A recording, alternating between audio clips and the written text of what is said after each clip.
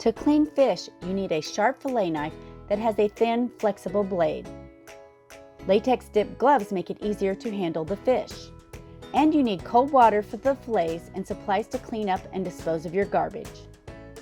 So let's get started. Cut behind the pectoral fin from the top of the fish to the belly. Cut down to and stop at the backbone. On smaller fish, this is a straight cut, but because this is a larger bluegill, there is a significant chunk of meat along the backbone in front of the pectoral fin. Flip the fish and cut along the backbone down to the ribs. Keep your knife flat against the spine. Be sure to hold the fish so that you are cutting under your hand and not toward it. Once you are past the ribs, insert the knife through the fish and continue cutting along the spine to the tail fin. Pull the front part of the fillet away from the backbone and shave the meat off the ribs.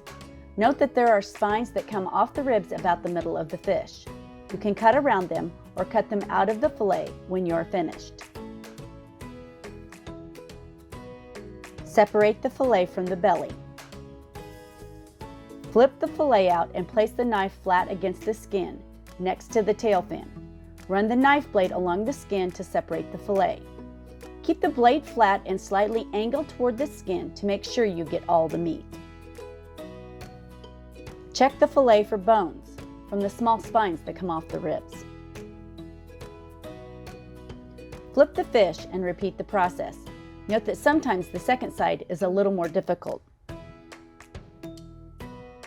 On this side, I cut from the belly to the back, but do whatever works for you, so long as you don't cut toward your other hand. Cut along the backbone just to the top of the ribs until you get past them. Then push the knife blade through to the belly and cut along the backbone to the tail fin. Shave the meat off the ribs. You can cut through them and then remove, but I find that messier and you have to take them out anyway, so I just go around the ribs. Separate the fillet from the belly. Cut the meat off the skin. Check the fillet for spines from the ribs. And this fillet has some, so I'm going to make a short cut on either side and remove that small piece of meat with the bones in it. Once you're finished, rinse the fillets and place in the refrigerator in cold water for a few hours. Drain them and the fillets are ready to cook or freeze.